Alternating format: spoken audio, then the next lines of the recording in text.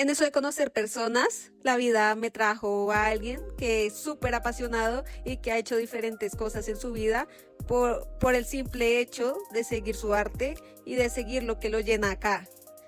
El día de hoy tenemos a Ursche Schmidt, una persona que los va a inspirar demasiado con su historia y un artista nato y apasionado. Bienvenidos a un nuevo video de Adri para el Mundo.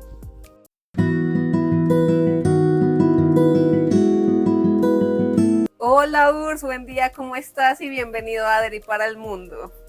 Buenos días, Adri, ¿cómo estás tú? Muy Chévere bien. tenerte aquí en Suba, me alegra mucho. Y pues bien que puedas conocer el museo y la labor que hemos hecho durante tantos años aquí en Suba, porque estamos en Suba. Y es muy simpático que yo siempre he tenido relación con Suba desde los años 60 y jamás me imaginé que en el año 80 volvería aquí y me quedaría aquí en Suba. Entonces eso es muy importante porque yo tengo una relación muy profunda con Suba, con lo que era un pueblo. Hoy en día ya no es un pueblo. Bueno, ¿No? muchas gracias y bienvenido y gracias por aceptar esta entrevista. Gracias. Realmente el objetivo con este canal es poder inspirar a las personas a que vivan de su pasión y a que sigan eso que sienten en el corazón y lo que los llena. Entonces tu historia es muy importante para este canal y por eso sé Gracias. que lo vamos a hacer en diferentes secciones. Me gustaría que comencemos con que nos cuentes sobre ti, sobre tu vida. Bueno, mi nombre es Urs Schmidt, tengo un hermano gemelo. Y para mí es súper importante esa relación. Él no tiene mucho que ver con arte porque ya no trabaja desde que se pensionó, no vuelve a hacer nada. Pero tenía unos dotes muy grandes para hacer cerámica, pero no siguió. Y yo sí he seguido diseñando, coleccionando. Pues después de que fui diseñador gráfico muchísimos años y se muere mi papá, me meto en la vida del viejo. Entonces los clientes empiezan a llamarme y me dicen, oiga, Urs, tenemos la casa de su papá, no tenemos quien la condicione, la remodele, etcétera. Y entonces me metí, yo había hecho diseño y arquitectura en Zurich, en Suiza, entonces me metí en la línea de arquitectura y ahora hago las dos, hago logotipos, la parte de imagen corporativa y hago la parte, digamos, de diseño de objetos, lámparas, obras. Ahorita tengo una obra en Anolaima y eso tiene varias facetas. Cuéntame más sobre dónde naciste, quién fue tu papá. Bueno, nosotros nacimos en Bogotá, en la clínica de Marley, y como en esa época, en el año 49, ser gemelo era una cosa muy rara, salimos en el periódico El Tiempo. Yo tengo el recorte, imagínense. ¿Por ser gemelos? Sí, por ser gemelos, porque no había muchos gemelos en ese entonces, y papá era un arquitecto suizo muy conocido que se llamaba Victor Schmidt, que obviamente era lo que era con el apoyo de mi mamá, si nunca habría tenido tanto éxito. Y los dos llegaron de Suiza en el año 40, cuando ya había estallado la guerra con Polonia, y el barco en el que venía quedó detenido en Buenaventura. Les tocó bajarse a todos, papá, mamá y toda la gente que venía en el barco y todos los judíos que venían huyendo de Europa, también les tocó quedarse en Buenaventura porque el barco quedó detenido 6 años en Colón, en Panamá, para no pues para no trancar el movimiento del puerto de Buenaventura. Y mi papá sube a Bogotá y se encuentra con la tapia pisada, con los techos de paja, y crea todo un estilo que va a hacer que eso se vuelva muy importante. Y al lado de eso, pues en el año 40, pues yo tuve una hermana que ya falleció, tengo un hermano que está en Suiza, y llegamos nosotros en el 49, y yo siempre tuve la línea por el lado de arte, y obviamente muy pegado a mi papá porque pues papá trabajaba de noche y yo muchas noches me quedé despierto trabajando con él. Cuando papá diseñaba y dibujaba yo le ayudaba a colorear, entonces era como simpático. Después, en el año 64 nos vamos para Estados Unidos porque empiezan los secuestros en Colombia y papá lo amenaza, entonces a él le da mucho miedo y se va. Y de Estados Unidos estuvimos 3 años y de ahí nos fuimos para Suiza. Y allá pues estudié, primero hice servicio militar, después estudié en la Kunstgewerbeschule, en la Academia de Zurich, que hoy en día ya es una universidad, pero en ese entonces no era una universidad. Pero era una súper buena academia y me tocó profesores muy buenos. Y ahí estudié 6 años y un año después de arte, porque yo siempre fui un fan de arte, y en el 74 me vine de visita a visitar a mi papá, que se había separado y se había unido a otra señora, y en el 75 me vine otra vez y en el 75 me decidí devolverme a Colombia. ¿Por Y, qué decidiste devolverte a Colombia? bueno, ahí hubo varios aspectos. Primero porque la gente es muy querida acá, toda la gente es muy abierta, muy cariñosa. Segundo porque un cliente de papá me contrató 14 logotipos y me los pagó de contado, entonces personalmente yo decía, pues, en ese entonces solo había 2 diseñadores famosísimos que hacían logotipos, supuestamente nadie más. Y cuando yo volví, todo el mundo me decía, no, usted no va a poder hacer logotipos, pero yo hice cantidad de logotipos, aquí tengo un prospecto con una cantidad de logotipos que yo hice y que son famosos. El logotipo está, espérate, lo busco. Aquí están pues, muchos de los logotipos que yo hice, ¿no? Mira, voy a mostrarles. Aquí están los logotipos, aquí está, les voy a mostrar el de Sam. El de Sam está por acá. O sea que cuando tú llegaste a Colombia fue que te contrataron para esos 14 logotipos. No, primero, no, ¿O en desde que tú vacaciones. estabas allá? En vacaciones.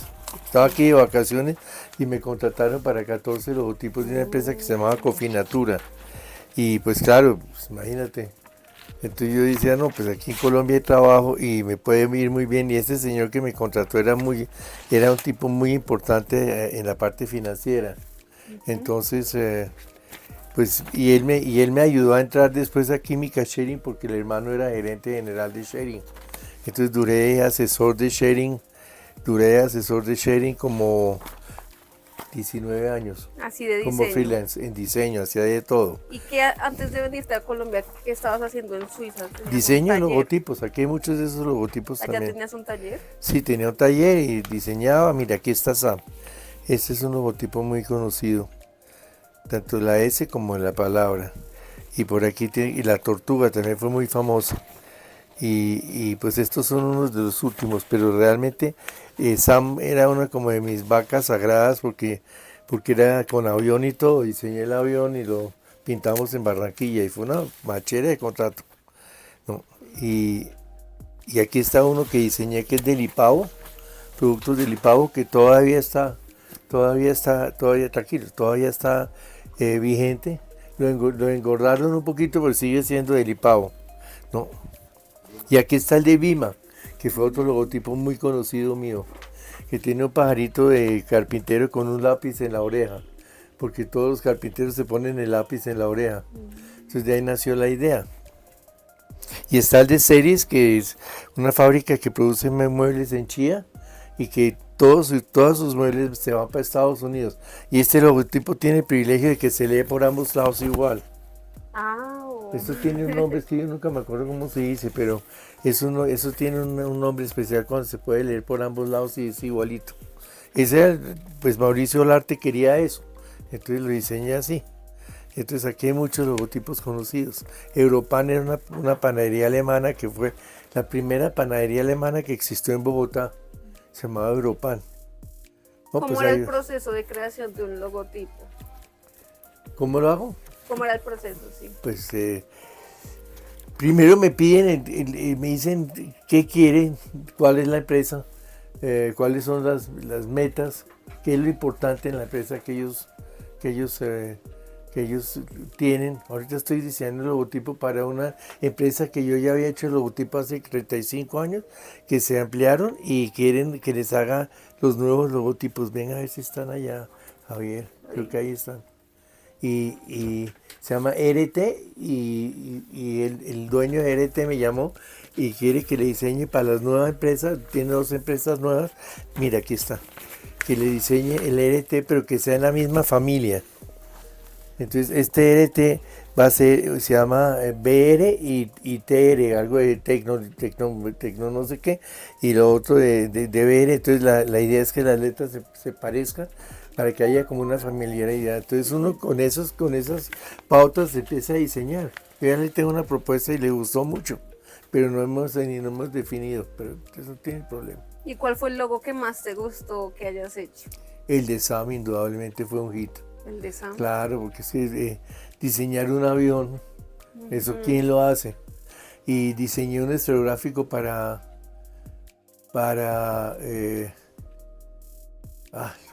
para los de Cali, espérate, te busco la palabra. Pues diseñamos una copia del Lamy alemán, pero la hicimos aquí con todos los frutos colombianos para Gillette en Cali. Se llamaba Avanti.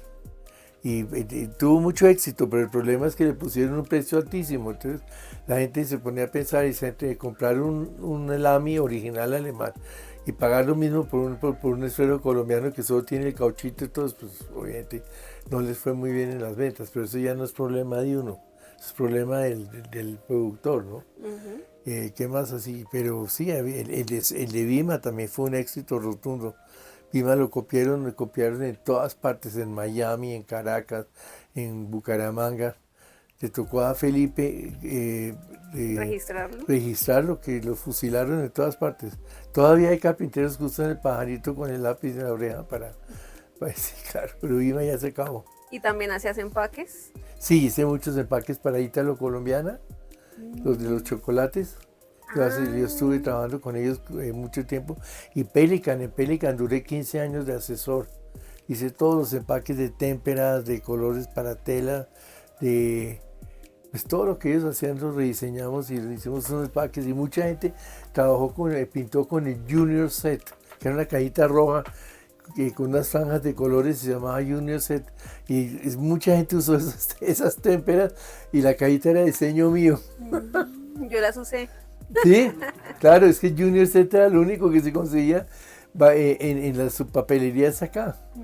Esa cajita la diseñé yo. Cuando yo entré a Pelican sacaron ese producto, que era fuera de eso, eran las témperas malísimas, porque todas eran con yeso y yeso y pigmentos, entonces se ponían todas gruesas y se quebraban, pero no había más, entonces era muy simpático. O sea que llegaste acá, empezaron a contratarte para logos, sí. Y de ahí los referidos. Y lo que me ayudó mucho es que entré al Tadeo de profesor a la segunda semana en diseño gráfico, y de allá estuve 3 semestres, de ahí me fui para la Javeriana, cuando montaron la facultad de diseño industrial, estuve 14 años en la Javeriana. ¿Todo eso fue en paralelo? Todo paralelo, y de la Javeriana me fui para la Universidad de los Andes. Lo de los logotipos y lo de ser profesor, sí, claro, fue en paralelo. Paralelo, claro. Y de ahí me fui para los Andes, que había sido mi sueño toda la vida. Duré 10 años de profesor en los Andes, y de ahí me fui para el Rosario y duré 20 años de profesor de electivas en el Rosario, y ya, hace 2 años me retiré. Pues ya, sí, ya llevo 48 años de profesor, yo creo que es suficiente tiempo, ¿no? Pero ¿te dieron un premio de profesor? Sí, me dieron la excelencia de la educación de la Universidad de Rosario en el año de la pandemia, porque tuve 37 estudiantes, todos por virtual, y nos fue muy bien, ¿para qué? Entonces me propusieron, porque eso lo proponen a uno de los mismos estudiantes, y me gané el premio. Entre 457 personas, 10 profesores se ganaron el premio, y entre esos me gané uno.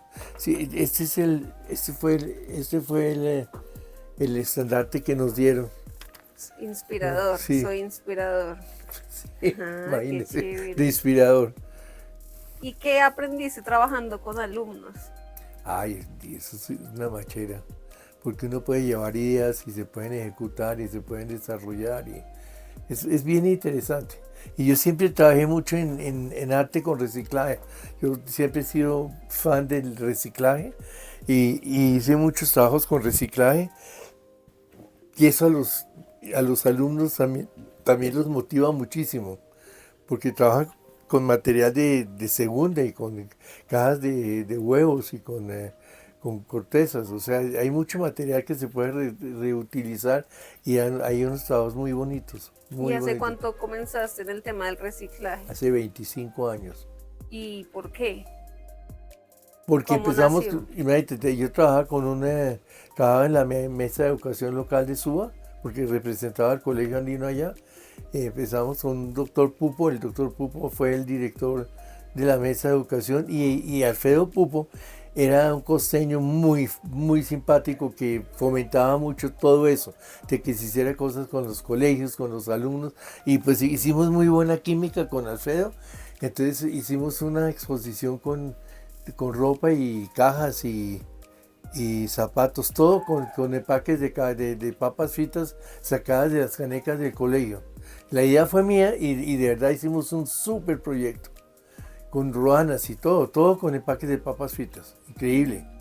Y de ahí, ¿Trabajabas con niños y con sí, adolescentes? sí, primero en el colegio con niños y después en la universidad. En diseño industrial no usé tanto reciclaje, yo empecé con reciclaje, fue en el Rosario, realmente. Y mi cátedra se llamaba Arte con Reciclados. Y la otra se llamaba El uso de la imagen corporativa, que era pues un compendio de lo que yo había aprendido de diseño, pero muy chiquito, para que la gente, que los estudiantes que yo tuviera supieran qué es un monograma, qué es un logotipo, cómo son los colores, etcétera. Pero una cosa súper compacta. Y lo otro sí era puro arte con reciclados. ¿Y con quién te gustaba trabajar más? ¿Con los niños o con los jóvenes? No, con ambos. ¿Con ambos? Sí, claro.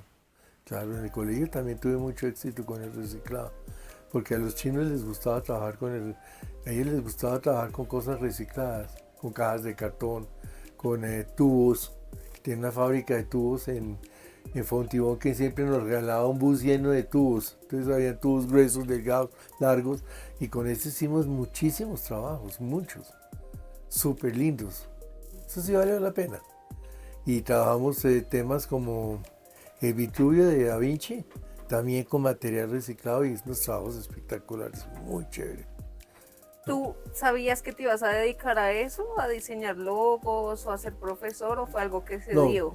No, logos sí sabía, claro que eso lo aprendí en Suiza, y los primeros logotipos los hice en Suiza. El primer logotipo que hice en Suiza se llamaba Peco, que era una empresa de baldocines. Debe estar por aquí el logotipo en alguna parte.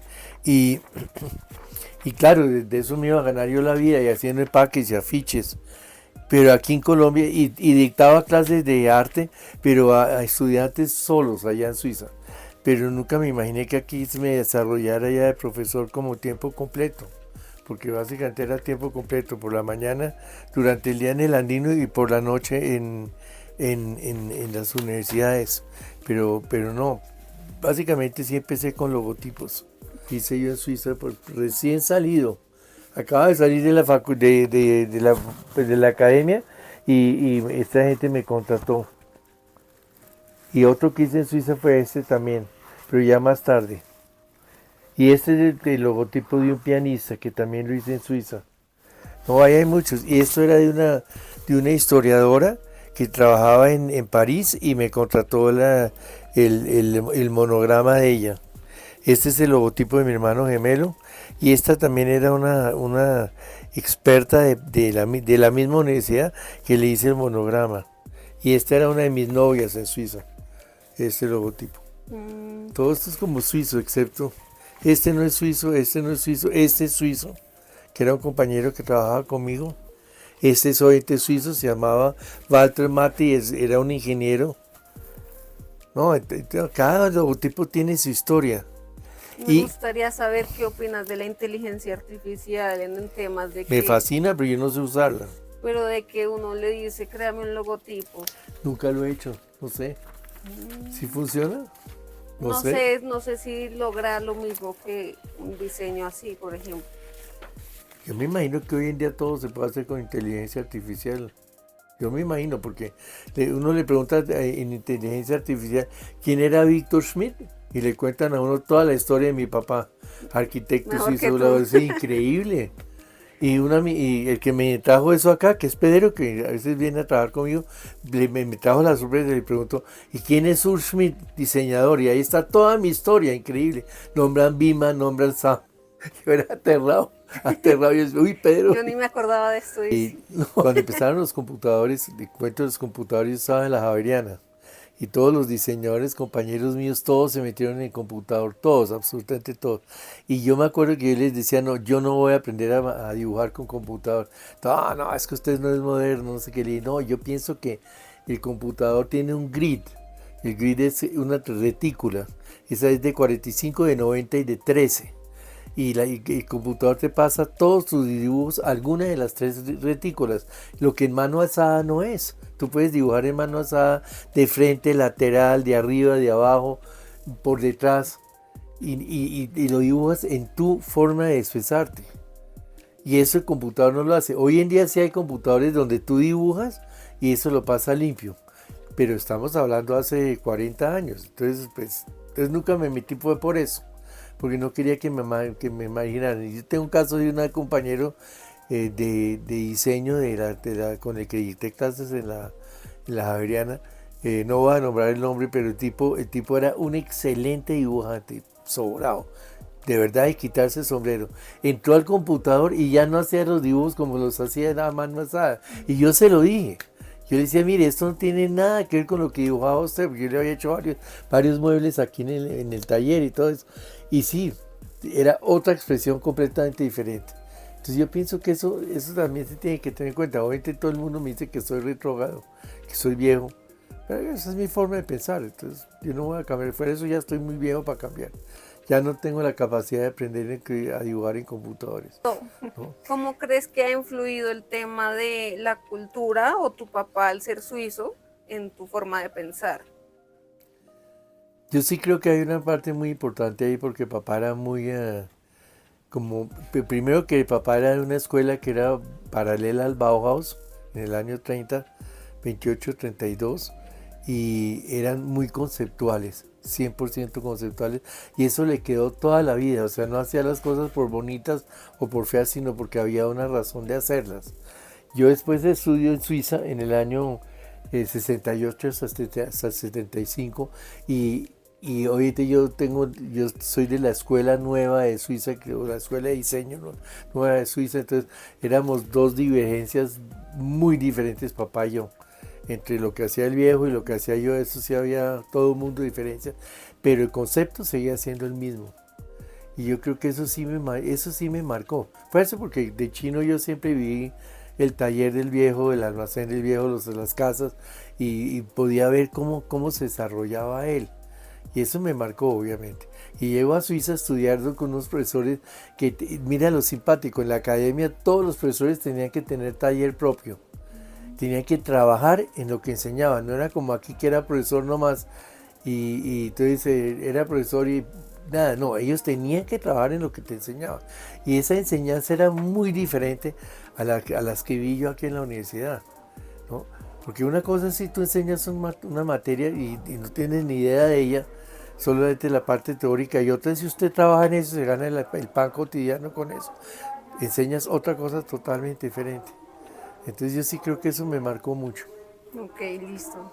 Sí. No, muy chistoso, ¿no? Mire, este es uno que fue famosísimo mío, el Aeromodelos Britannia, que te quedaba en Chapinero y todos los chinos compraban los aviones ahí. Y el logotipo lo había hecho yo recién llegado a Colombia en el 75, 76. Aeromodelos Britannia, muy querido tipo. ¿Ah? El tornillo. El tornillo era de una sociedad, de un diseñador que ya se murió, que se llamaba Fernando Prieto, con un ex alumno mío de la Javeriana. Entonces ellos hacían, pues eso fue como el sinónimo del diseño industrial. Entonces de ahí el tornillo, ¿no? ¿Y perteneces a un miembro de Acansuba, la MEAL? Sí, la Mesa de Educación Local. ¿Qué hacen? La Mesa de Educación Local reúne todos los colegios de Suba y tiene unas pautas de educación y hacen unos eventos. Cada año tenemos un evento de primaria y un evento de bachillerato en algún colegio y van los colegios con los niños y se hacen conferencias, se habla del medio ambiente, se habla del agua, se habla del aire, todo eso, todo lo que tiene que ver con el medio ambiente. Y obviamente yo llevo una máquina que tengo acá que es una extrusora, una máquina que diseñé aquí en el taller, que tú pintas con la máquina. Entonces cada vez que hay un evento grande llevamos la máquina y los chinos pintan y colorean y todo. ¿Cómo pintas? Es una máquina que tiene un eje, pues una platina de metal, tiene un eje y le pegas una hoja encima, la pones a andar y le echas color y entonces bota el color para todos lados. Y según como uno echa el color, se echa mucho, echa poquito, echa una línea nomás, pues así pinta. Pero eso no lo puede manejar uno porque la máquina gira. Entonces, pero salen unos trabajos muy bonitos, súper lindos. Y los chinos se emocionan con eso. ¿Nos puedes mostrar lo de los cartones de huevos un poquito? Sí, claro. como para que vean lo que se hace con reciclaje. Esto fue un tema de... Espérate, los busco. Esto es un tema que diseñé basado en un pintor polaco que se llama Víctor Vasarely, y que es un pintor famosísimo, pero entonces aplicamos ese Víctor Vasarely sobre cubetas de huevos.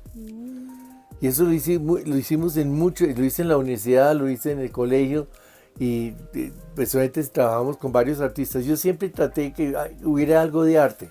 O sea, que no solo, oye, invéntense pintar, no sé qué, no. Que hubiera una relación con algo de arte para que también aprendan la historia del arte y se graben quién es, qué pintores son importantes. Por ejemplo, Pablo Picasso con Guernica, o cosas así, que tuvieran algo que ver con nosotros. Y Vasarely es un pintor de los años 50 muy importante, Víctor Vasarely, pero también había otros como Piet Mondrian, el de el de las líneas negras con los colores primarios. Con ella, de Mondrian también hice un trabajo muy chévere en la universidad y en el colegio. Yo siempre probaba en la universidad y si funcionaba el tema, lo usaba en el colegio, para que no falláramos, ¿no? Pasé por un bosque donde tumbaron todos los árboles y compré 4 bolsas llenas de cortezas, porque esas las botaban o las quemaban. Entonces le dije al tipo que tumbó el bosque, le dije, oiga, yo quiero ¿qué va a hacer con las cortezas? Mío, no, eso se quema, no sé qué. Le dije, no, véndamelas. Entonces le di 50,000 pesos y me dio las 4 bolsas y costé pedacitos chiquitos de cortezas y hicimos un tema que se llama Revivamos nuestra naturaleza. Entonces cada persona, cada alumno y cada estudiante tenía que pintar la corteza. No podía pintarla con manchas como Jackson Pollock, o podía pintarla con franjas como Mondrian, o podía pintarlas como Vasarely. Libertad total y como las pintaba, pero tenía que darle vida otra vez a las cortezas. Eso fue un tema muy bonito, muy chévere, porque todos los temas siempre tienen algo que ver con reciclaje, ¿no? Aquí hay otra cubeta que, ya te la saco. Uy. Ay, se fue. Aquí hay otra cubeta que está pintada con diferentes tonalidades, ¿no? Y esta sí es al revés, ¿ves? El cambio de que pintan estos, que como la que acabamos de mostrar, está pintada por la parte de abajo. Eso sí era libertad total. Sí, eso sí yo no, eso sí no lo definía yo. Yo dejaba que ellos lo definieran, ¿no? Y pues habían unos que usaban mucho color. La más bonita la enmarqué y está abajo. Entonces tengo eso. ¿Qué más tengo así para mostrarles? Si tú tienes como un dicho en el taller que es que todo sirve, algo así. Sí, por eso, por el reciclaje. ¿Dice todo sirve? Todo sirve, todo se puede reutilizar. Ahorita tuve una cosa muy bonita que les tengo que mostrar, que es... Así muéstralos. Yo he sido un fan de los tornillos toda la vida. Y ahorita me puse y diseñé una cantidad de tornillitos en madera. Todos los tornillitos que tú te puedes imaginar en madera. Y con esto estamos haciendo lámparas. Entonces no solamente se diseñaron por bonitos o porque son simpáticos, sino para darles una funcionalidad. Entonces aquí hay una lámpara que está acá, esta que está aquí, la cachuchita blanca, que tiene tornillitos, y esta tiene tornillitos también. Esta que es de colores, que se llama Piet Mondrian, porque por los colores de Piet Mondrian. Y a las personas les encantaron los tornillitos. Sí, a eso sí, para que los tornillitos han sido un hit. Y eso es lo chévere, que empecé con un tornillito y ya llevo como 14 modelos diferentes de tornillitos y los tengo en cubetas. Fíjate que en una droguería me regalan las cajitas y aquí meto los tornillitos. Entonces aquí están todos los tornillitos que voy guardando. Los tengo acá, mira. Genial. Esos sí son, esos son cosas que me fascinan. Yo sé que todo el mundo, nadie hace tornillitos de madera, pero ¿por qué no? Deberían hacer unos llaveros de tornillitos. Pues claro, yo le regalé de la droguería un tornillito por las cubetas que me dio, y él se hizo un llavero, compró una cadena y se hizo un llavero con el tornillito. Sí, se pueden hacer muchas cosas, se pueden hacer, hay un proyecto de hacer... para los colegios como una tablita con los tornillitos para colgar la ropa y las maletas. Porque como son así de largos. Pero no lo hemos hecho, toca probarlo. Qué chévere. Eso puede funcionar. Y uno piensa que el arte tiene que ser muy complejo, pero en lo más simple está lo más bonito Sí, también. es que no tiene que ponerle tanta tiza a todo. Uno puede trabajar con cosas muy sencillas. Yo creo que eso tiene mucho que ver con el reciclaje también, ¿no? De por sí mi papá ya era muy reciclador, porque el papá usaba para todas las lámparas botellas de whisky y de ron cuando no llegaban vidrios de Europa por la guerra.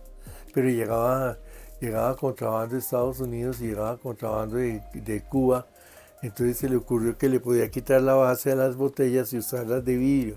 Entonces eso ahora lo hacen muchos almacenes, pero no tienen ni idea de dónde viene eso. No fue que hay tan bonita la botella, no. Era una necesidad porque la lluvia rompía los bombillos, los toteaba, ¿no? Desde ahí nació la idea de las botellas. Y pues aquí pasan muchas cosas, pasan por eso, porque se usa el reciclaje. Y tú también diste mucha clase a médicos, ¿fue? Sí, en la Facultad de Medicina de Rosario. Yo dictaba en el 7 de agosto. ¿Y cómo les iba? Bien, súper bien. ¿Les gustaba? Esos chinos yo tenía clase los sábados de 7:30 a 4 de la tarde, en varias secciones. Y nunca me faltaban a clase, nunca. Y eso tiene una razón de ser. Eso los sacaba un poquitico de la clínica, de las urgencias, y muchos estudiantes me decían, mire, profe, venir a su clase es perdernos 2 horas en todo lo que estamos haciendo de arte. Y eso era muy chévere, porque yo ponía temas muy específicos y entonces todos trabajaban, y había unos que trabajaban en el piso, otros encima de la mesa, eso sí como quisieran, ¿no? No, fue una época muy bonita, ¿para qué?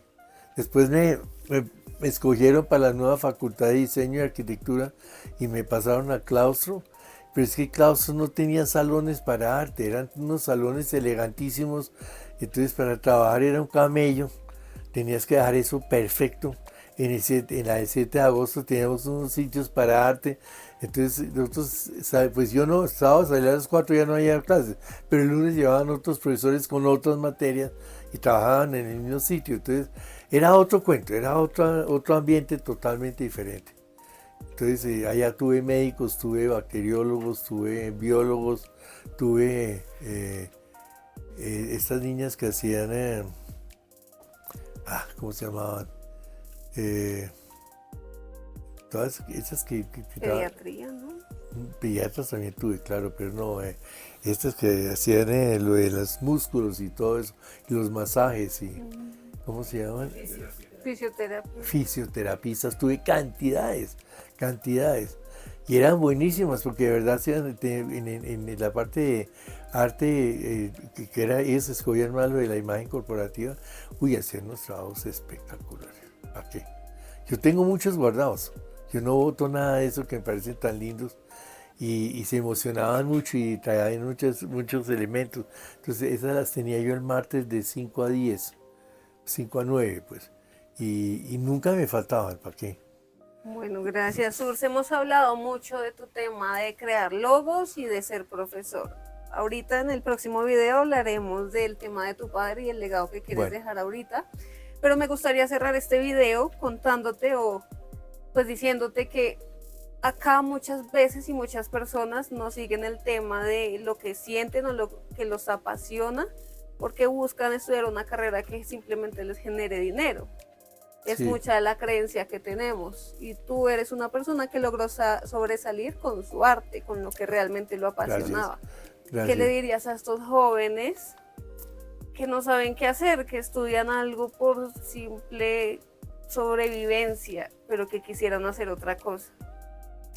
Pues yo pienso que, y esa es mi forma de pensar porque yo lo viví así, uno tiene que hacer con lo que uno está contento.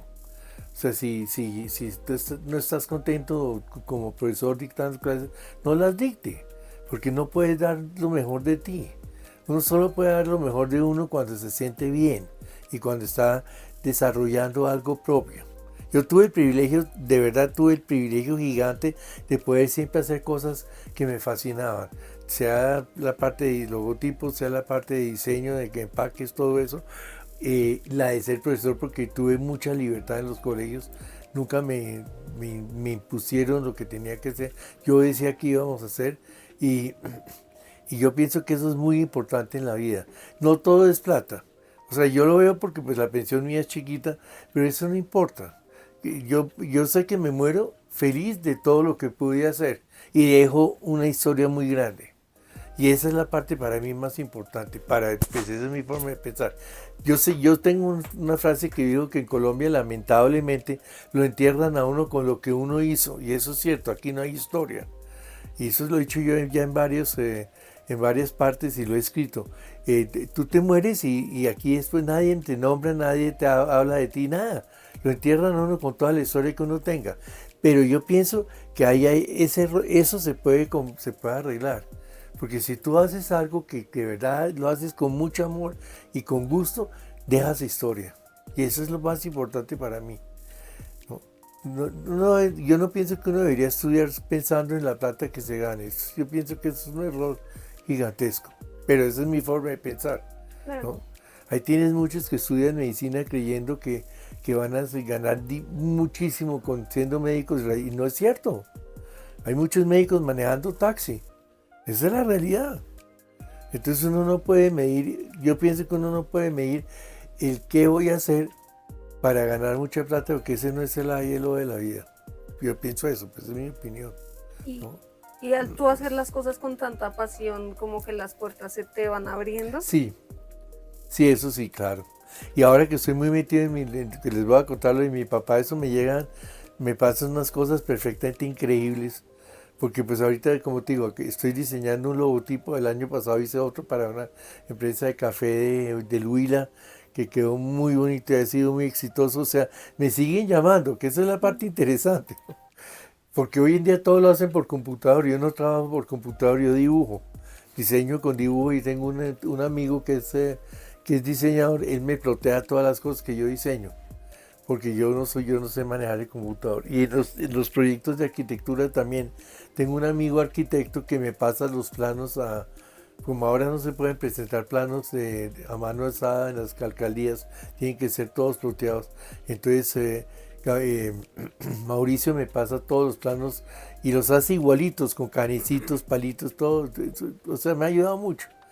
Pero yo sí pienso que uno tiene que hacer lo que le gusta a uno, lo que lo llena a uno como persona, porque si no, no hay pasión.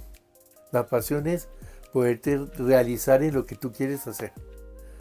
Esa es mi forma de pensar. Ok, gracias, perfecto. Entonces nos veremos en el siguiente video. Divino. Gracias. Gracias, Adri.